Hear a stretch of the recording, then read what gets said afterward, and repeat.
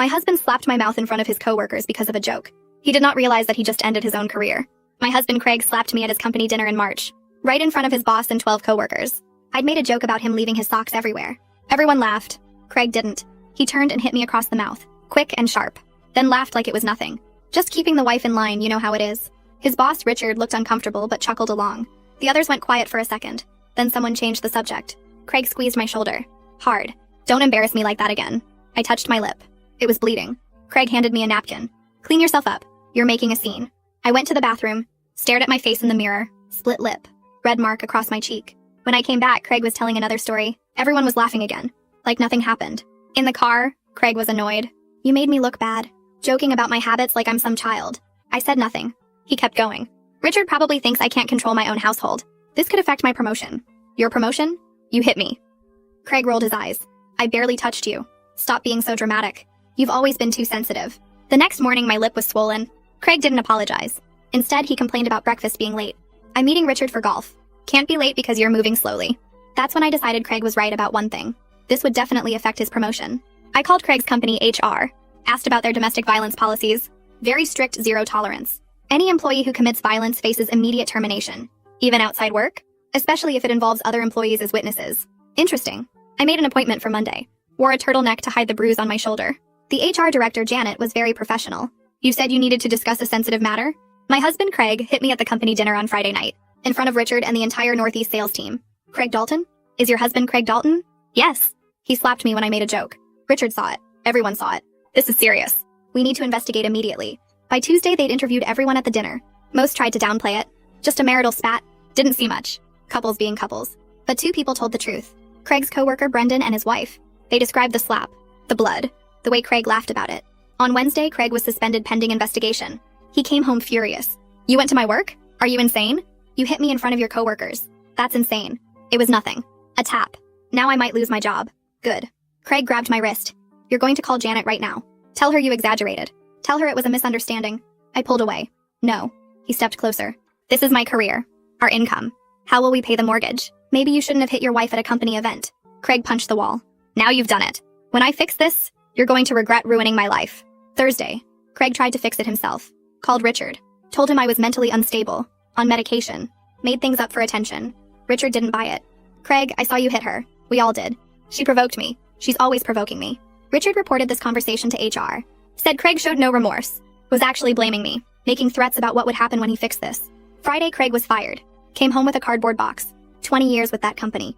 20 years. Gone because you couldn't keep your mouth shut? You mean because you couldn't keep your hands to yourself? Craig threw the box at me. Missed. You've destroyed everything. My reputation is ruined. Word spread quickly. Craig applied to other companies. They'd call for references. Richard would tell them exactly why Craig was terminated. Physical violence against a spouse at a company function. No one would touch him. Craig's brother called me. You need to help Craig. He made a mistake. Tell people it wasn't that bad. A mistake is forgetting an anniversary. He hit me in public. His brother got angry. Are you destroying his life over one slap? He destroyed his own life. And it wasn't the first time. Just the first time with witnesses. By month 2, Craig couldn't find work. We were behind on the mortgage. He blamed me every day. If you hadn't gone to HR, if you weren't so sensitive, I won't suffer like this. He hit me again, slapping the back of my head over and over again. He would not stop even though I was crying. But someone swung a pan right at his head and he screamed in pain. Standing at his back was his mother, Juliet. She raised the pan higher and told me to get my purse and phone. Her voice shook but stayed firm. I grabbed my bag from the counter, fumbling with the zipper. My phone was on the table. I snatched it. Craig pushed himself up from the floor, blood running down his temple. He touched his head and looked at his hand, seeing red. His eyes went wide, then narrow. He took a step toward us. Juliet moved between us, the pan still up like a weapon. Craig stopped. He pointed at me and started screaming about how I ruined everything, how this was all my fault, how he'd make me pay for destroying his life. Juliet backed toward the door, pulling me with her. Craig followed, yelling louder. We reached the front door and Juliet yanked it open. She pushed me outside first, then came after me, keeping herself between Craig and me the whole time. He stumbled after us onto the porch, his words turning into threats about what he'd do when he caught us. We ran to her car in the driveway. I got in the passenger side, my hands shaking so hard I couldn't get the seatbelt clicked.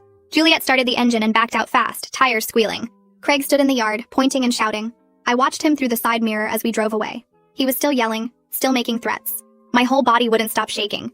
I kept thinking about the look in his eyes right before Juliet hit him. He wasn't going to stop. He would have kept hitting me until something really bad happened. His own mother had to use a frying pan to save me from him. At Juliet's house, she led me inside and locked the door behind us. She checked the lock twice, Then she went to the kitchen and put the kettle on. Her hands trembled as she got 2 mugs from the cabinet. She kept saying she was sorry, over and over. I sat at her kitchen table and didn't know what to say. The tea kettle whistled and she poured hot water over tea bags. She brought the mugs to the table and sat across from me. She started talking about Craig's father, how he used to hit her too, how she left him when Craig was 12. She said she saw signs in Craig over the years, little things, his temper, the way he talked about me sometimes. But she told herself he was different, that he learned from watching what his father did, that he would never become like that. She cried while she talked. I told her about the other times Craig hit me, when no one was around to see it, when I couldn't prove it happened. She reached across the table and held my hand. She kept crying and apologizing. I cried too. We sat there drinking tea and crying together for a long time. Juliet said I needed to stay with her. I started to argue, but she cut me off. She said Craig would come looking for me at our house, that he'd be even angrier now. She picked up her phone and said she was calling the police. I felt sick. Reporting him to HR was one thing. Calling the police felt bigger, scarier. What if it made everything worse? Juliet looked at me hard. She said Craig already tried to hurt me badly, that he wasn't going to stop on his own, that next time she might not be there with a pan.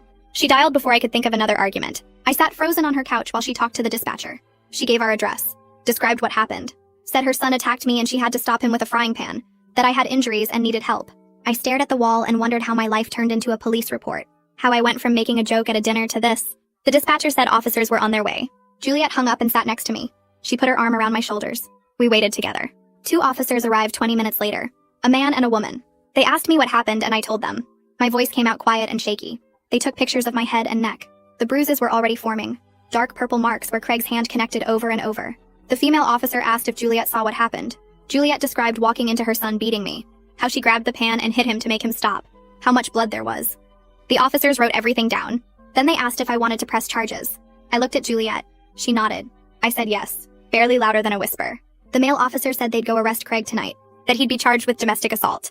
The female officer said I did the right thing reporting it, that these situations usually get worse if nobody stops them. They gave me paperwork about what happens next. Court dates, procedures, things I didn't really understand yet. The officers explained how to get a restraining order. They said I should file for one first thing in the morning. The male officer mentioned that Craig got fired for workplace violence, that it would help my case, show a pattern. I realized that going to HR back in March created a record, proof that this wasn't the first time, that Craig had a history of hitting me. The officer said that paper trail might save my life. They asked if I had somewhere safe to stay. I told them I was staying with Juliet. They said that was good, that I shouldn't go back to the house alone. They gave me a card for domestic violence resources, shelters, counseling, legal help. The female officer said to call any time if Craig tried to contact me. They left to go arrest him. I sat on Juliet's couch holding the card and the paperwork. Everything felt unreal. That night I couldn't sleep. Juliet set me up in her guest room, but I just laid there staring at the ceiling. Every sound made me jump. A car outside, the house settling, wind against the windows. I kept getting up to check that the doors were locked. Around 3 in the morning, Juliet knocked and asked if I was okay. I said I couldn't sleep. She came in and sat on the edge of the bed. She started telling me about leaving Craig's father, how hard it was, how scared she felt. She said she wasted 15 years believing he would change, waiting for him to become the man she thought she married. But he never did. She said the hardest part was admitting all that time was gone, that she couldn't get those years back. We talked until the sun came up. She shared things she never told anyone. I shared things I never said out loud before. By morning, we were both exhausted, but something felt different, like we weren't alone anymore. The phone rang around 9. Juliet answered and then handed it to me. It was the police. They said Craig was arrested last night and charged with domestic assault. He was being held at the county jail. There would be a bail hearing in 2 days. They said because of how bad the attack was, and because I told them about previous times he hit me, they were recommending he stay in jail until trial. I felt relief and fear at the same time. Relief that he was locked up. Fear about what would happen when he got out. Because he would get out eventually. The officer said I should definitely file for that restraining order today. I said I would. After I hung up, I told Juliet what they said. She made breakfast and we ate without talking much. Both of us were thinking about what came next. Juliet drove me to the courthouse. We found the right office and I filled out forms for a temporary restraining order. The clerk looked at the police report number I gave her. She said they could fast track it because of the active assault charges. We waited for 2 hours. Finally, a clerk called my name. A judge reviewed my paperwork right there in her office. She looked at the police report, the photos of my injuries. She asked a few questions about Craig's history. Then she signed the order. Craig was legally banned from contacting me, from coming within 500 feet of me. The judge said if he violated it, he'd be arrested immediately. I walked out with the official papers, but I knew a piece of paper wouldn't actually stop Craig if he decided to come after me. It just meant he'd get arrested after he did. The police said I could go back to the house with an escort to get my things. Craig was still in jail, so it was safe. 2 officers met us there. I unlocked the door and went inside. Everything looked exactly the same. Normal. But it felt wrong now. Dirty somehow. I walked through the rooms and saw violence in every corner. The kitchen where he shoved me against the counter. The living room where he grabbed my wrist so hard it bruised. The bedroom where he said things that made me feel small and worthless. I packed fast. Clothes, important papers, my laptop, some photos from before everything got bad. The officers helped carry boxes to Juliet's car. I took one last look at the house before we left. I thought about the life I believed I was building here, the future I imagined. None of it was real. It was all built on fear and control disguised as love. I locked the door and left it all behind. Juliet drove me to the bank the next morning. We sat in the parking lot for a minute before going inside. She told me Craig would definitely try to empty the accounts once he made bail or got out. I needed to protect myself now before he could take everything.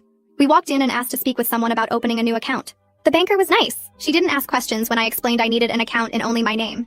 She set everything up in 20 minutes. Then we went to a different bank where Craig and I had our joint savings. I showed my ID and asked to withdraw half of what was in there. The teller checked the balance and printed out a slip. $4,000 and change total. I took $2,000 in cash. My hands shook signing the withdrawal form. This was really happening. I was splitting our money, ending our financial life together. Juliet drove us back to her house and I deposited the cash in my new account using the mobile app. She handed me an envelope with $2,000 bills inside. I can't take this. You already let me stay here. She pushed it back toward me. You need a safety net. Craig left you with nothing. This gives you options. I tried to argue, but she wouldn't hear it. Finally, I took the money and hugged her. I felt like I could breathe a little easier knowing I had something of my own. The phone rang that afternoon while we were making lunch. Juliet answered and her face went hard. She walked into the other room, but I could hear her voice getting louder. When she came back, she looked upset. That was Xavier. He wanted to know where you are. What did you tell him? That you're safe and he needs to stay out of it. He said I'm overreacting to a family dispute. Juliet sat down at the table and put her head in her hands. I told him I saw Craig trying to beat you unconscious. That this isn't a dispute. This is assault. He hung up on me. She looked up at me with tired eyes. Not everyone in Craig's family is going to support you. Some of them will take his side no matter what. Xavier thinks I'm betraying my own son. I reached across and squeezed her hand. You saved my life. She nodded, but I could see it hurt her. Choosing between her son and doing the right thing was tearing her apart. The phone rang again an hour later. Juliet looked at the caller ID and didn't answer. It rang 4 more times that evening. She turned off the ringer, and we ate dinner in silence. 2 days later, we drove to the courthouse for Craig's bail hearing. I wore sunglasses even though we were inside because I didn't want anyone to see how scared I looked. The courtroom was small and cold. Craig sat at a table with his lawyer wearing an orange jumpsuit. He didn't look at me when we walked in. The judge came in and everyone stood. Then Craig's lawyer started talking. He said Craig wasn't a flight risk. Had no prior criminal record. Worked at the same company for 20 years before a recent termination. Was a stable member of the community. The prosecutor stood up. She was younger than I expected. She said Craig was terminated from his job for workplace violence against his spouse. That there was a documented pattern of abuse in my statement to police. That he showed no remorse and actually blamed the victim. The judge looked at Craig. Do you have anything to say? Craig stood up. Your Honor, my wife and I had a disagreement that got out of hand. I was under a lot of stress from losing my job. The judge cut him off. This isn't about stress. This is about assault. Bail is set at $50,000. Craig's face went white. Your Honor, I can't afford that. The judge closed the file. Then you'll remain in custody until trial. Next case. Guards led Craig away. He finally looked at me then. Pure hate in his eyes. I looked right back without flinching. Juliet took me to meet with a divorce lawyer the next day.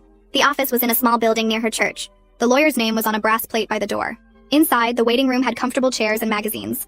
A woman came out and introduced herself as the attorney Juliet had found. She shook my hand and led us back to her office. I explained everything. The assault at the company dinner. Craig getting fired. The months of blame and anger. The attack at home. She took notes and asked questions. When I finished, she leaned back in her chair. I can take your case. Given the circumstances, I'll reduce my usual rate. She explained that Craig's unemployment would work in my favor. His violence would too. The court wouldn't look kindly on an abusive spouse who couldn't support himself.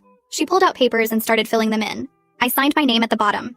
My hand shook, but I got through it. She made copies and put them in a folder with my name on it. I'll file these tomorrow. You should receive a court date within a few weeks. I thanked her and we left.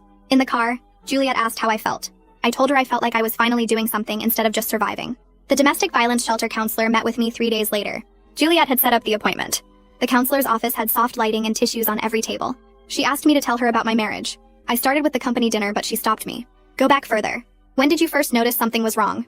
I thought about it. Craig had always been controlling about money, about who I spent time with. He said it was because he cared. The counselor nodded. That's financial abuse and isolation. Common tactics to maintain control. She explained that Craig's anger about losing his job wasn't really about the job. It was about losing control over me. Without his income, he couldn't keep me dependent. That's why the violence got worse. I sat there processing this. She kept talking. The slap at the dinner wasn't the beginning. It was just the first time anyone else saw it. I realized she was right. I'd been making excuses for years, telling myself it wasn't that bad, that he was just stressed, that I was too sensitive. She handed me a tissue. You're starting to see the patterns now. That's the first step to breaking free. Brendan called Juliet's house a week later. She handed me the phone. It's Craig's coworker, the one who testified. I took it carefully. Hello? His voice was kind. I wanted to check if you're okay. I heard about Craig's arrest. Several people from the company have been worried. I felt tears start. I'm safe now. Thank you for telling the truth at the investigation. He was quiet for a second. A lot of people tried to pretend they didn't see anything. I couldn't do that. My wife and I both saw what he did to you. I thanked him again and we hung up. Juliet asked who it was. I explained and she smiled. See? Not everyone sided with Craig. Some people actually care about what's right. That night I thought about Brendan's call. About how he could have stayed quiet like everyone else. But he didn't. He spoke up even though it probably made things awkward at work. That mattered more than he knew. The phone rang one morning while Juliet was at the store. I answered without thinking. There was a recording. This is a call from an inmate at county jail. I almost hung up, but then I heard Craig's voice. Please don't hang up. I need to talk to you. My finger hovered over the end button. I'm so sorry. The stress made me snap. I never meant to hurt you. His voice sounded broken. If you drop the charges, I'll get help. I promise. Real help this time. Therapy, anger management, whatever you want. I felt rage building in my chest. He was doing it again, making promises he wouldn't keep, trying to manipulate me into saving him. I hung up without saying a word. Then I called the jail and asked how to block their number. They walked me through it. When Juliet got home, I told her what happened. She put the groceries away and hugged me. You did the right thing. He'll keep trying to get to you. You have to stay strong. My hands were still shaking hours later.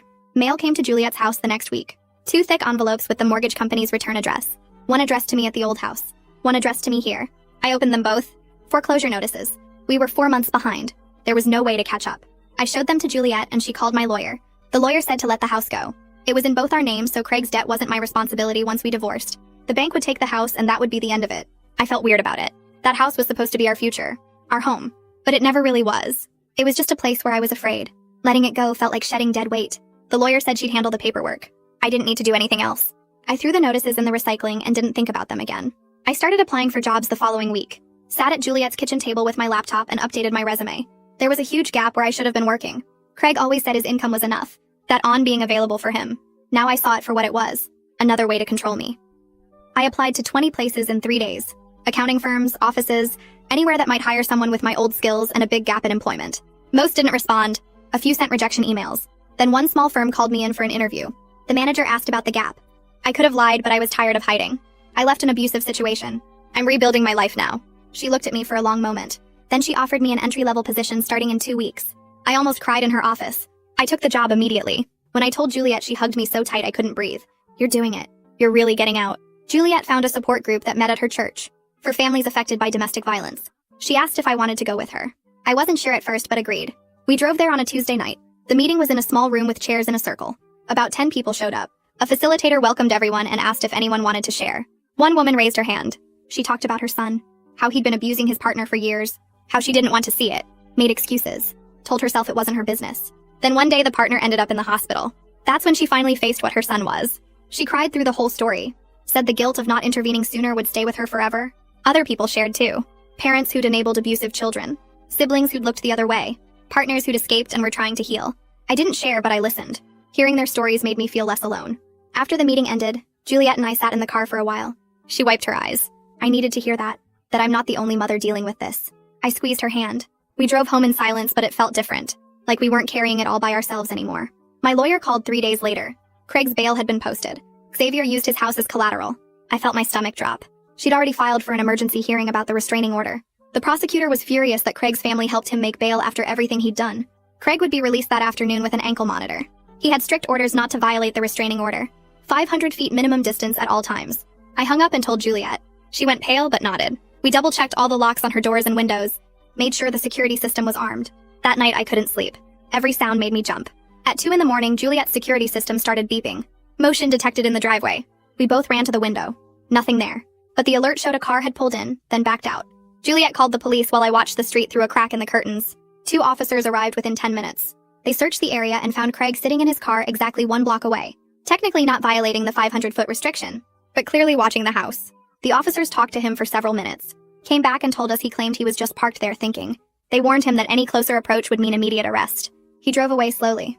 I didn't sleep the rest of that night. The next afternoon, I went to the grocery store with Juliet. We were in the cereal aisle when I saw someone tall with dark hair wearing a jacket like Craig's. My chest got tight. I couldn't breathe. The person turned around and it wasn't him at all. Just some stranger who looked nothing like Craig from the front. But I was already hyperventilating. Juliet grabbed my arm and walked me outside. She made me sit on a bench and breathe slowly. Count to 4 breathing in, count to 4 breathing out. It took 20 minutes before my hands stopped shaking. Juliet drove us home and made me tea. She said I needed to see the therapist the shelter had recommended. I'd been putting it off, telling myself I was fine, but I clearly wasn't fine. I called and made an appointment for the following week, finally accepting that I needed real help to deal with everything. The therapist's office was small and quiet. She had me fill out paperwork about my safety situation first. Then we talked about what happened. She explained that my panic attack at the store was a normal trauma response. My brain was trying to protect me by staying alert for danger. That's why I saw Craig everywhere even when he wasn't there. She called it hypervigilance. Said it was my body's way of trying to keep me safe. We worked on grounding techniques. 5 things I could see. 4 things I could touch. 3 things I could hear. 2 things I could smell. 1 thing I could taste. It helped pull me back to the present when I started panicking. She also taught me breathing exercises and gave me homework about identifying my triggers. We made a safety plan for different scenarios.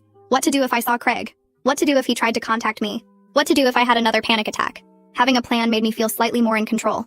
My lawyer called again a few days later. Richard had sent a message through her. He wanted to write a statement supporting my divorce case. Said the company had dealt with several situations since Craig's termination, where his behavior was worse than people initially reported. Other employees had come forward with stories about Craig's anger issues and inappropriate comments about me. Richard was willing to document all of it. I told my lawyer yes immediately. Having Craig's former boss on record about his behavior felt important. Richard sent over a 3-page statement detailing specific incidents and conversations, including the time Craig had joked about keeping me in line at a previous company event, and the time he'd made comments about how wives needed to know their place. Things I hadn't known other people had witnessed and remembered. Then Craig's lawyer reached out about the divorce settlement, sent over a proposal that offered me almost nothing. The house was in foreclosure, so that was gone. Craig wanted to keep the car that was paid off, wanted me to take half the credit card debt. His lawyer actually wrote that I had destroyed Craig's career and earning potential, so I should share the financial consequences. My lawyer laughed when she read it to me over the phone. She sent back our counteroffer. I got the car. Half of whatever savings still existed. 0 responsibility for any debts Craig had hidden from me or created after his termination. We attached documentation of his abuse, copies of the restraining order, the pending criminal charges, the police reports. My lawyer said no judge would side with an abusive unemployed defendant who was facing jail time. Craig's lawyer went quiet after that. I started my new job on a Monday morning. The office was small but bright. My boss showed me to my desk and introduced me to the other accountants. Everyone was friendly without being nosy. I spent the first week learning their software system and figuring out their filing processes. It felt good to use my brain for something other than fear and survival. My boss knew about my situation. She told me to just let her know if I needed time for therapy appointments or court dates. No questions asked. Having my own income again felt strange at first. Craig had always controlled our money. Told me his salary was enough. That now I saw it for what it was. Another way to keep me dependent and trapped. This paycheck was mine. I could spend it however I wanted. Save it. Use it to build my own life. It felt like getting back a piece of myself that Craig had stolen. The prosecutor called to schedule a meeting. The criminal trial was set for 6 weeks out. She wanted to prepare my testimony. We met at her office downtown. She had me walk through everything that happened the night Craig attacked me. Asked detailed questions about previous incidents. Showed me photos the police had taken of my injuries. She seemed confident about the case. Juliet's witness statement was powerful. The photos were clear evidence. Craig's termination record established a pattern of violence. But I was terrified of seeing Craig in court, of having to face him while talking about what he'd done. The prosecutor said that was normal. Said I was stronger than I thought. That my testimony would help make sure Craig faced real consequences. I wanted to believe her. I practiced my statement over and over at home, trying to prepare myself for the moment I'd have to look at Craig and tell a courtroom full of strangers what he'd done to me. Juliet started getting mail from Craig's extended family. His aunt sent a long letter calling her a traitor for testifying against her own son. Said family should stick together no matter what. That she was destroying Craig's life over a private matter between husband and wife. His cousin called her phone and left an angry message about how she'd ruined Craig's reputation. How could she side with me over her own blood? Juliet was hurt, but she didn't back down. She told me she was choosing to protect an innocent person over enabling an abuser. That real family doesn't cover up violence. She said if his relatives wanted to blame someone, they should blame Craig for his choices. I was amazed by her strength. She'd lost relationships with people she'd known her whole life, but she never wavered in supporting me and standing up to Craig. Then Craig violated the restraining order. Emails started showing up at my new work address. I don't know how he got it. The first one was an apology, saying he missed me and wanted to fix things. The second one came an hour later, angrier, blaming me for everything, saying I destroyed his life on purpose. The third one was a threat, that I'd regret what I'd done to him, that he'd make sure I paid for ruining him. I forwarded all 3 to my lawyer immediately. She filed a motion that same day. The police arrested Craig that evening for violating the restraining order. He'd sent 5 more emails by then, each one getting worse. The judge held a hearing the next morning, looked at the emails and the pattern of harassment, revoked Craig's bail entirely, said he'd proven he couldn't follow court orders and posed a danger to me. Craig was sent back to jail until the trial. This time Xavier didn't post bail. Maybe he finally saw who his brother really was. With Craig back in jail, I slept through the night for the first time in months. No jumping at sounds, no checking locks 3 times before bed, no lying awake waiting for him to come home angry. I woke up at 7 without an alarm and felt rested. Juliet noticed at breakfast the next morning. You look better. I smiled. I feel better. She squeezed my hand across the table. You're eating more too. I hadn't realized, but she was right. Food tasted good again instead of sitting like rocks in my stomach. The constant fear that had defined every moment was lifting. I could breathe without that tight feeling in my chest. Could think about tomorrow without dread. Craig couldn't get to me now.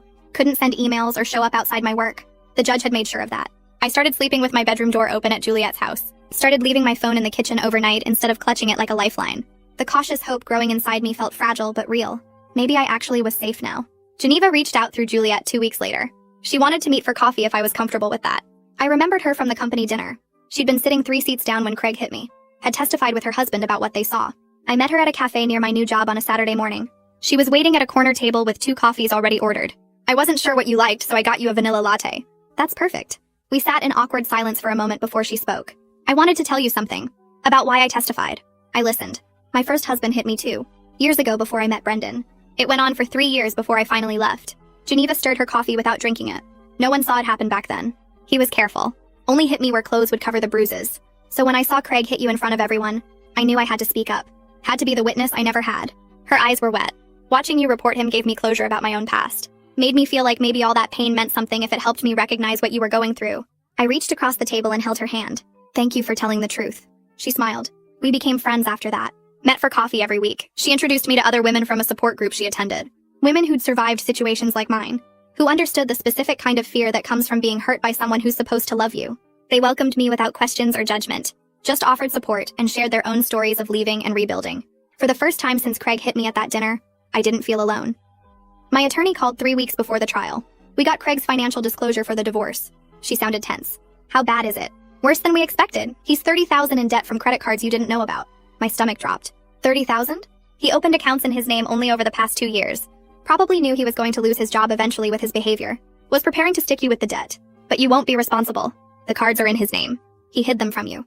That's fraud. I felt sick thinking about it. 2 years of secret debt while he controlled every dollar I spent. Complained when I bought groceries he didn't like. Made me account for every purchase. Meanwhile, he was racking up thousands on cards I didn't know existed. My attorney kept talking. The divorce will finalize your separation from his financial disaster. He can't touch your income or savings. Can't claim you owe half his hidden debt. I asked what he spent the money on. She paused. Mostly gambling. Online poker sites, sports betting, some cash advances we can't track. Craig had been losing thousands while blaming me for every financial problem. While making me feel guilty for wanting to work. While controlling every aspect of our money. The debt was just one more way he'd been lying. One more thing he'd hidden while making me feel like I was the problem. The foreclosure notice arrived in May. The house would be sold at auction in 3 weeks. I drove past it one afternoon after work. The lawn was overgrown. Paint peeling on the shutters. It looked abandoned already. Juliet came with me to the auction. We sat in the back of the courthouse room while people bid. The house sold for $80,000 less than we owed on the mortgage. The bank would eat the difference. I felt nothing watching it happen. Juliet looked at me worried. Are you okay? I'm fine. She didn't believe me. That was your home for 8 years. I shook my head. It was never a home. Just a place where I was afraid. Where Craig controlled everything. Where I walked on eggshells trying not to set him off. Losing it doesn't hurt. Juliet squeezed my arm. She'd been saying similar things for weeks. That the house was just another tie to Craig. That letting it go was freedom. I finally understood what she meant sitting in that auction room. The building didn't matter. The mortgage didn't matter. They were just things Craig had used to trap me. To make me feel like I couldn't leave because we'd lose everything. Now it was gone and I felt lighter. One less thing connecting me to him. One less thing he could use to control my choices. We left the courthouse and I didn't look back. Therapy appointments became routine over the next month. Every Tuesday at 4. My therapist's office had soft lighting and comfortable chairs. She never pushed me to talk about things I wasn't ready for. We worked through the guilt first. The constant voice in my head saying I should have left sooner. Should have seen the signs. Should have been smarter or stronger. She asked me to describe the first time Craig hit me. I told her about the argument over dinner 3 years into our marriage. How he'd apologized after. Cried and promised it would never happen again. Bought me flowers. Was sweet for months. She nodded. That's the cycle of abuse. Violence followed by remorse followed by a honeymoon period. It's designed to keep you hoping things will get better. But they never do. The violence always comes back. I knew that now, but hearing her explain it helped. She talked about how abusers are skilled manipulators. How they exploit normal human desires for love and stability. How they isolate their victims and destroy their self-esteem until leaving feels impossible. You're not weak for staying. You're strong for surviving. And even stronger for leaving. I cried during most sessions. Working through years of buried pain and fear. The anger at myself for wasting so much time. For believing Craig's promises. For thinking I could fix him if I just tried harder. My therapist helped me see that none of it was my fault. That Craig made choices. That his violence was about his need for control. Not anything I did or didn't do. Slowly, I started forgiving myself for the years I lost. The criminal trial started on a Tuesday in June. I wore a navy dress Juliet had bought me. Professional, but not too formal. My attorney met me outside the courtroom. You ready? I nodded even though I wasn't. The prosecutor went through her opening statement, described the assault at the company dinner, the pattern of violence, the attack that led to Juliet's intervention. Craig sat at the defense table in a suit that didn't fit right anymore. He'd lost weight in jail, looked smaller somehow, but his eyes were the same, cold and angry when he looked at me. I was called to testify first. Walked to the stand with my legs shaking. The prosecutor asked me to describe what happened at the company dinner in March. I told them about the joke, the slap, the blood, how Craig laughed like it was nothing. She asked about previous incidents. I described the time he shoved me into the kitchen counter, the time he grabbed my throat, the time he punched the wall next to my head. Craig's lawyer objected. Hearsay. No evidence these incidents occurred. The judge overruled. The witness is testifying to her own experience. Continue. I described the night Juliet stopped him, how he hit the back of my head over and over, how I thought he might kill me this time. The prosecutor showed photos of my injuries, asked me to identify them. That's my face 2 days after. The bruises on my neck, the split lip. Craig's lawyer cross-examined me, tried to suggest I exaggerated everything, that I planned to ruin Craig by going to HR, that I wanted his job and his money. The prosecutor objected. Your Honor, this is victim blaming. The judge sustained it. Counselor, focus your questions on the facts of the case. One more attempt to discredit the victim and I'll hold you in contempt. Craig's lawyer backed off, but the damage was done. He'd planted the seed that maybe I wasn't trustworthy, that maybe I had ulterior motives. I left the stand feeling shaky and exposed. Juliet testified the next day. She wore a simple black dress and gripped her purse in her lap. The prosecutor asked her to describe what she saw when she arrived at our house that night. Juliet's voice shook. I used my key to come in. Heard crying from the kitchen. Found Craig hitting my daughter-in-law repeatedly. She was on the floor. He wouldn't stop even though she was begging him to. Tears ran down Juliet's face, but she kept talking. I grabbed the frying pan from the stove and hit him. I had to. He was going to seriously hurt her. Maybe kill her. I could see it in his face. The rage. She described my injuries. The terror in my eyes. How I was shaking and couldn't stand up on my own. How Craig had been screaming that I deserved it. That I'd ruined his life. Several jury members looked at Craig with disgust. One woman wiped her eyes. Juliet's statement was clear and powerful. Craig's lawyer tried to discredit her on cross-examination. Isn't it true you've always favored your daughter-in-law over your own son? Juliet stared at him. I favor protecting innocent people over enabling abusers. Even when the abuser is my son. The lawyer tried again. You attacked your son with a weapon. That's assault. Juliet didn't flinch. I stopped him from beating someone to death. I'd do it again.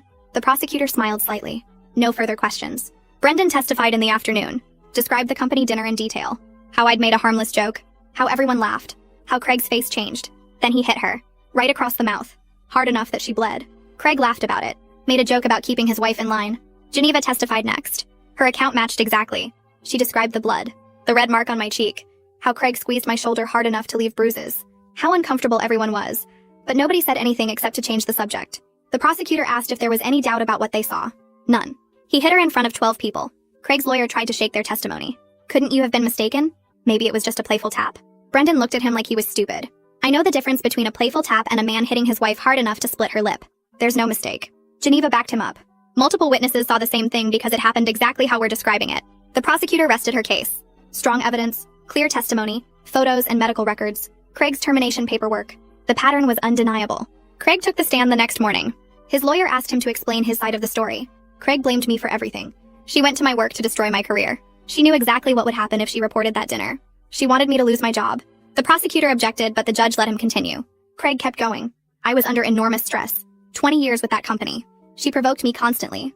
Made jokes at my expense. Undermined me in front of my colleagues. I snapped. It was a mistake, but she's not innocent here. His lawyer asked about the attack at our house. Craig claimed I'd attacked him first. That Juliet only saw the end of the fight.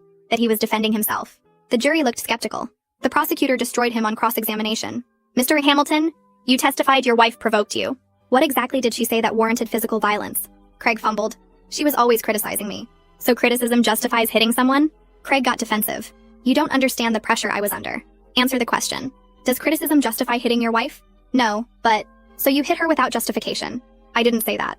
The prosecutor pulled out his termination paperwork. This document states you were fired for physical violence against your spouse. You told your boss she provoked you. Told HR she was always provoking you. Told your brother she provoked you. Do you see a pattern? Craig's face turned red.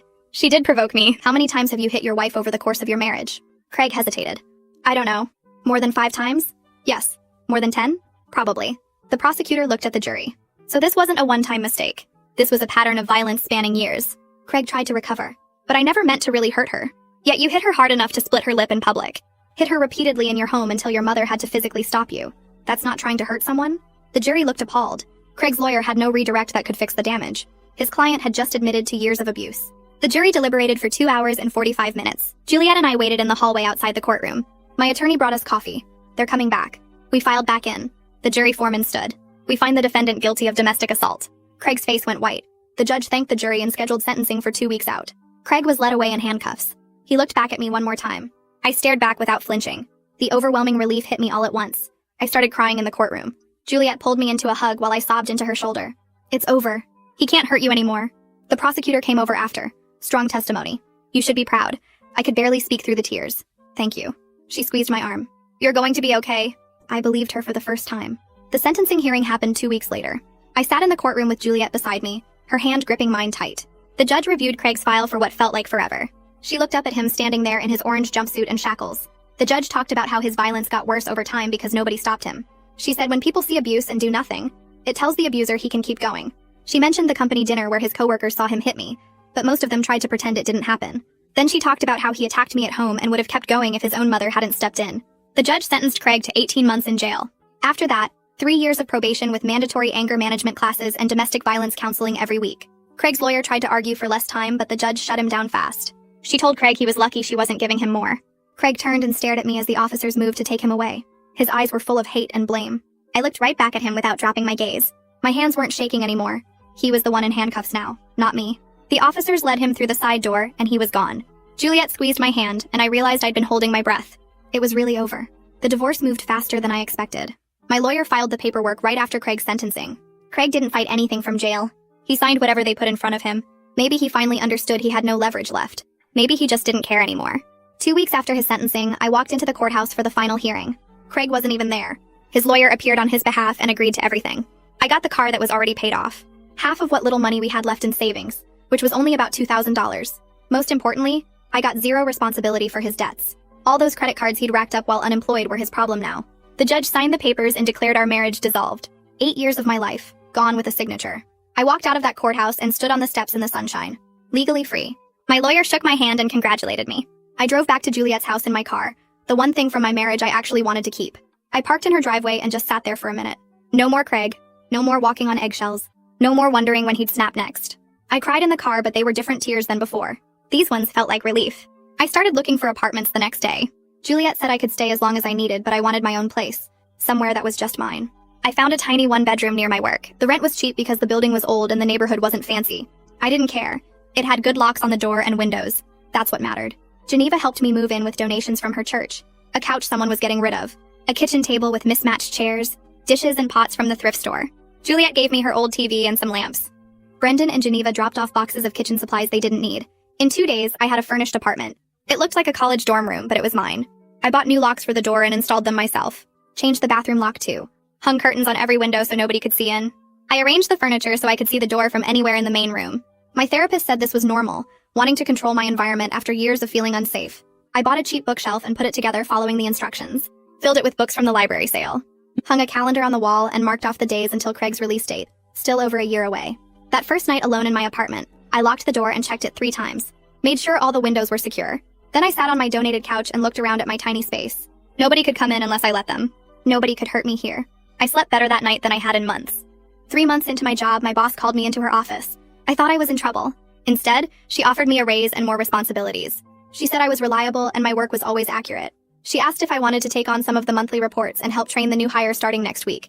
I said yes immediately. The raise was only 50 cents an hour, but it felt huge. My boss mentioned there might be room for advancement if I wanted to pursue some additional training.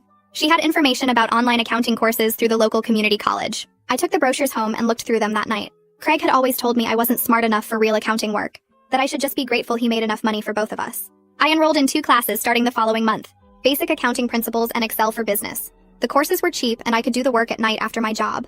I set up a little desk area in the corner of my apartment with my laptop, printed out the syllabi and put them in a binder. I was rebuilding the career I'd given up when Craig convinced me I didn't need one. Every assignment I completed felt like taking back a piece of myself he'd stolen. Juliet and I fell into a routine. Dinner at her house every Tuesday night. She'd cook and we'd talk about our weeks. Once a month, we went to the support group together. Juliet started volunteering at the domestic violence shelter on weekends. She helped with intake interviews and donated clothes and household items. She told me that turning her pain into something useful made her feel less guilty about not seeing Craig's abuse sooner. I understood that. We both needed to feel like something good came from all this. One Tuesday, Juliet told me she'd been asked to speak at a community event about domestic violence awareness. She wanted to talk about her experience as a mother who had to choose between protecting her son and protecting his victim. She was nervous, but determined. I went to the event to support her. Watched her stand up in front of 50 people and tell them about hitting Craig with that frying pan. About choosing to believe me over her own son. About the guilt and the grief and the certainty that she'd done the right thing. People came up to her afterward. Other mothers dealing with abusive sons.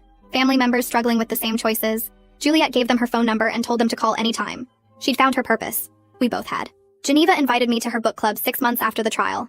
I was nervous about meeting new people. About them asking questions about my past. Geneva promised they were good women who minded their own business. The book club met every other Thursday at different members' houses. 8 women ranging from mid-20s to late 60s. They welcomed me without any awkward questions. Just asked what kinds of books I liked and handed me wine. We discussed the current book, some mystery novel I hadn't read. I mostly listened, but they didn't seem to mind. After the book discussion ended, they talked about normal things. Kids and jobs and recipes and vacation plans. Nobody asked about my divorce or why I was new in town or where I worked. It was the most normal social interaction I'd had in years. Geneva walked me to my car afterward. She said she'd told the group I was rebuilding my life, and they understood that meant no nosy questions. I hugged her and thanked her for giving me this. The next book club meeting, I actually read the book first. Participated in the discussion. Laughed at someone's joke about the ridiculous plot twist. Stayed late helping clean up. Slowly, carefully, I was learning to trust people again. Learning that not everyone would hurt me. That some people were just genuinely kind. I ran into Xavier at the grocery store on a Saturday morning. I was comparing prices on coffee when I heard someone say my name. I turned and there he was, Craig's brother. The one who'd called me dramatic and told me to help Craig fix his mess. My first instinct was to leave my cart and walk out. But Xavier looked different. Smaller somehow. He approached carefully, hands visible like he was afraid I'd run. He apologized. Said he'd been visiting Craig in jail every month and finally saw what everyone else had seen. His brother was manipulative and refused to take responsibility for anything. Every visit, Craig blamed me or his job or his stress. Never once admitted he'd done something wrong. Xavier said it opened his eyes to how Craig had always been. The way he'd treated girlfriends before me. The way he talked about women in general. Xavier apologized for not believing me. For pressuring me to help Craig. For being part of the problem. I listened without interrupting. When he finished, I thanked him for the apology. But I told him I wasn't ready to have him in my life. That I needed to maintain boundaries with Craig's family. Xavier nodded like he expected that. Said he understood and wouldn't bother me again. I watched him walk away and felt something shift. His apology didn't fix anything, but it confirmed what I already knew. The problem was never me. My therapist sessions focused on identifying warning signs in relationships. She had me make lists of red flags I'd missed with Craig. The way he isolated me from friends. How he controlled money and decisions. His pattern of blaming me for his feelings. The subtle put-downs that made me doubt myself. We worked on building my confidence in my own judgment. She said I had good instincts, but Craig had spent years training me not to trust them. We practiced setting boundaries in different scenarios. How to recognize when someone was testing my limits. How to say no without over-explaining or apologizing. She taught me that healthy people respect boundaries without argument. That someone who makes you feel guilty for having limits is showing you who they are. We discussed what healthy relationships look like. Partners who support your goals instead of discouraging them. People who take responsibility for their actions instead of blaming you. Communication without fear of punishment. My therapist said I'd made remarkable progress. That my coping mechanisms were healthy now instead of survival-based. She believed I could have a future without fear controlling every choice. I was starting to believe it too. The panic attacks were less frequent. I could go whole days without thinking about Craig. I was sleeping better and eating regularly. Small victories that added up to a real life. Craig got released after serving 12 months. His lawyer got him out early for good behavior. My victim advocate called to tell me before it happened. She reviewed his probation conditions with me. Continued counseling twice a week. No contact with me whatsoever. Random check-ins with his probation officer. If he violated any condition, he'd go straight back to jail. The advocate gave me the probation officer's direct number in case I saw Craig anywhere near me. I felt anxiety building as his release date approached. Started checking my locks more often. Looking over my shoulder in parking lots. My therapist reminded me I had legal protections now. A support system. Resources and people who believed me. Craig couldn't just show up and hurt me without immediate consequences. The day of his release came and went. Nothing happened. No phone calls or messages. No sightings. My probation officer contact called a week later to confirm Craig had checked in and was complying with all conditions. He was working at a warehouse across town and living in a small apartment, staying away from me. I realized I'd been holding my breath for a week. Slowly, I started relaxing again. He was out, but he wasn't my problem anymore. I had my own life now. One he couldn't touch. My boss called me into her office 9 months after I started. She offered me a promotion to senior accounting associate. Significant salary increase. My own small office instead of a cubicle. Supervision of 2 junior associates. She said my attention to detail was exceptional. That I was reliable and professional. That other departments had noticed my work and requested me specifically for their projects. I accepted on the spot. Walked back to my cubicle trying not to cry. I'd done this. Proved I was capable and valuable. Built a career from nothing while recovering from years of abuse. The promotion came with business cards. I held one in my hand and stared at my name with the title under it. Senior Accounting Associate. Craig had spent years telling me I wasn't smart enough for real work. That I should be grateful he supported us. That I'd never make it on my own. I was making more now than he had before he got fired. supporting myself completely, thriving instead of just surviving. I put the business card on my refrigerator, a reminder that I'd built this life myself, that I was exactly as capable as I'd always suspected, before Craig spent years convincing me otherwise. I called Juliet that night and told her about the promotion. She cried happy tears and said she was proud of me. I was proud of me too. Juliet called me 3 weeks into Craig's probation. His officer checked in with her since she was listed as a contact. Craig got a job at a warehouse loading trucks. He rented a small apartment across town near the industrial park. The officer told Juliet that Craig showed up for his counseling sessions and passed his random check-ins. But the officer didn't sound confident about real change, just compliance because the alternative was jail. I thanked Juliet for telling me and felt my shoulders relax for the first time in weeks. Knowing where Craig was and that someone monitored him made the world feel safer. He wasn't lurking around corners or planning to show up at my apartment. He had his own life now, one that didn't involve me. A year passed. The calendar marked 12 months since I walked out of Juliet's house and into my own apartment. The Domestic Violence Awareness Center downtown hosted an event where survivors shared their stories on stage. I got the flyer at my therapist's office. Geneva called me the same day. "Are you going?" "I'm thinking about volunteering to help organize." I told her I wasn't ready to speak publicly, but I wanted to help. We met with the coordinator the following week. They needed people to greet attendees, hand out resources, and support survivors who got emotional during the presentations. Geneva and I signed up together. The night of the event, we stood at the welcome table giving out programs and resource packets. Woman after woman walked in looking nervous. Some brought friends. Others came alone. Geneva squeezed my hand when a young woman started crying while reading the shelter information. We both knew that feeling. That moment of realizing you're not crazy or weak. That what happened to you has a name and other people survived it too. After the presentations ended, Geneva and I stayed to help clean up. The coordinator asked if we'd volunteer regularly. They ran support groups twice a month for newly escaped survivors. We both said yes. Book club met every other Thursday at the coffee shop near my apartment. I'd been going for 6 months. We read everything from mysteries to memoirs. One of the members was a guy named Tom who always brought homemade cookies. He was quiet during discussions but asked good questions. After one meeting, he walked out the same time I did. Our cars were parked near each other. He asked if I wanted to grab dinner sometime. I froze for a second, then said yes, but told him I needed to take things slow. He smiled and said that was fine. We met for coffee first, then lunch. I told him about Craig on our third date. Not all the details, but enough that he understood I had history. Tom listened without interrupting. He said he appreciated me being honest, that he'd go at whatever pace I needed. My therapist helped me work through the panic that came with dating again, the fear that I'd miss red flags or pick another Craig. She reminded me that I knew what healthy looked like now, that I had tools to recognize manipulation. Tom never pushed, never got angry when I said I wasn't ready for something. He respected every boundary I set. It felt strange at first, then it felt right. Juliet invited me to Sunday dinner at her house. When I arrived, 2 of Craig's aunts were there. I almost turned around and left, but Juliet grabbed my hand and pulled me inside. The aunts hugged me. They apologized for not believing me sooner, for thinking I exaggerated or caused problems. One of them said she talked to Craig in jail and finally saw what Juliet had been trying to tell them, that Craig blamed everyone but himself, that he showed no real remorse. The other aunt said her own daughter left an abusive marriage last year, that watching me stand up to Craig gave her daughter courage to leave too. Juliet made pot roast, and we sat around her table talking. Some of Craig's family still refused to speak to Juliet. His brother Xavier barely acknowledged her at their mother's funeral the previous winter, but Juliet said she was at peace with losing relationships that required her to accept abuse. She looked at me across the table and said that real family protects victims, not abusers. I felt tears in my eyes. She'd chosen me over her own son. That meant everything. Craig's probation officer called my victim advocate 18 months after his release. Craig completed his jail sentence and probation without any violations. His counselor reported moderate progress in accepting responsibility for his actions. The advocate asked if I wanted any additional information. I said no. I didn't care about Craig's redemption story. Whether he changed or learned or grew into a better person didn't matter to me. What mattered was that he stayed away, that I rebuilt my entire life without him in it. His consequences were about justice, about holding him accountable, not about fixing him or giving him another chance. The advocate understood. She said some survivors needed to know their abuser changed. Others just needed to know they were safe. I was the second kind. 2 years after leaving Craig, I sat in my apartment looking at everything I'd built. Senior accounting associate at a company that valued my work. A relationship with Tom that felt healthy and equal. Therapy sessions where I processed trauma instead of just surviving it. Friends who supported me. A life that belonged completely to me. I still had bad days. Moments where I checked over my shoulder in parking lots or flinched at loud noises. Nights where I dreamed about Craig's hand across my face. But my therapist said that was normal. That trauma leaves marks even after you heal. The difference was that the anxiety didn't control me anymore. I had tools to manage it. People to call when it got bad. I knew what safety felt like now. Real safety. Not the fake version where you walk on eggshells hoping to avoid the next explosion. I'd reclaimed my life completely. Every piece of it was mine. Tom and I sat on my couch 6 months later. He was nervous. I could tell by the way he kept adjusting his glasses. Then he pulled out a small box. Asked if I'd marry him. I stared at the ring. A simple silver band with a small diamond.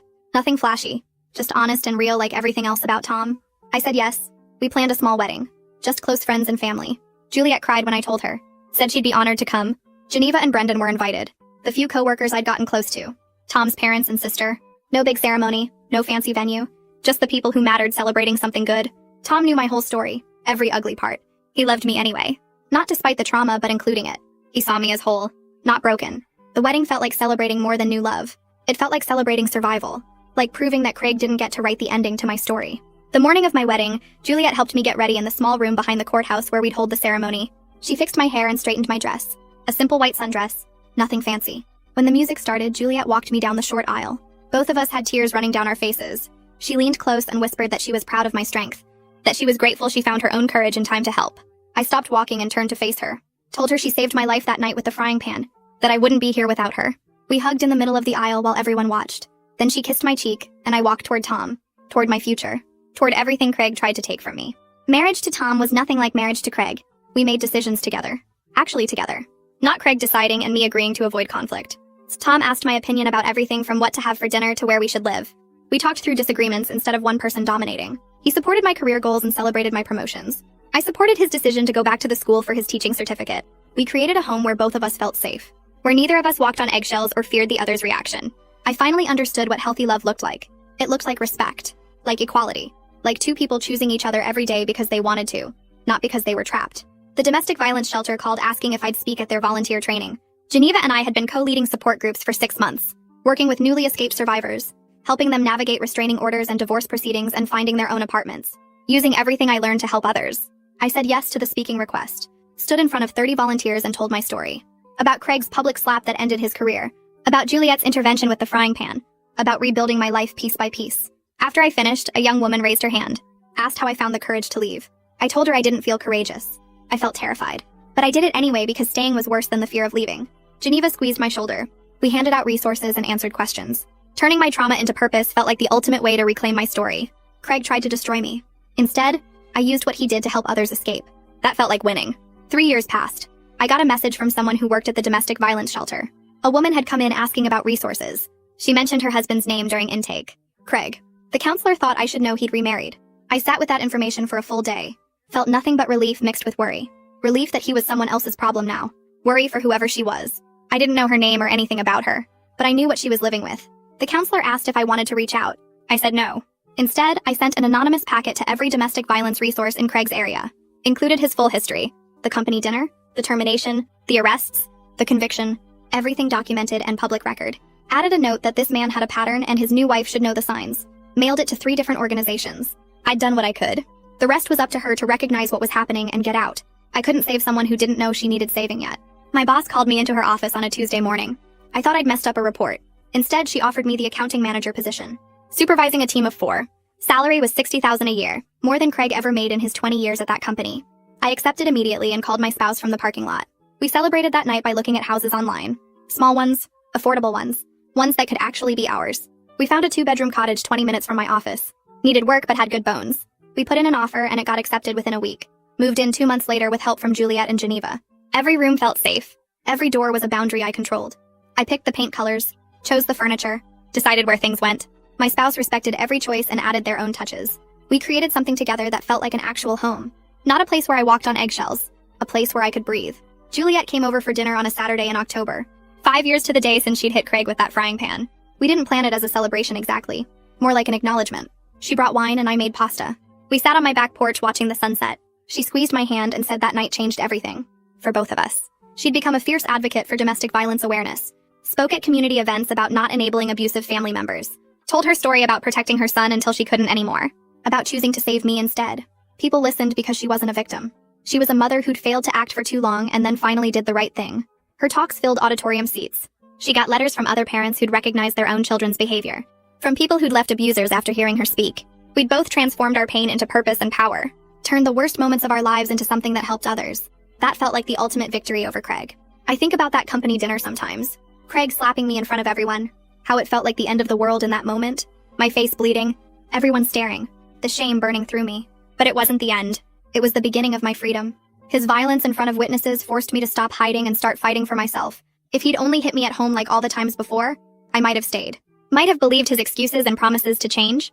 The public nature of it gave me proof. Gave me witnesses. Gave me the push I needed to report him and leave. I'm not grateful for the abuse. Won't ever say I'm glad it happened. But I'm proud of the survivor I became. Strong enough to rebuild from nothing. Independent enough to trust my own choices. Happy in a way I never thought possible when I was married to Craig. He tried to destroy me and failed. I'm still here. Still standing. Still moving forward. And he's just a bad memory that gets smaller every year.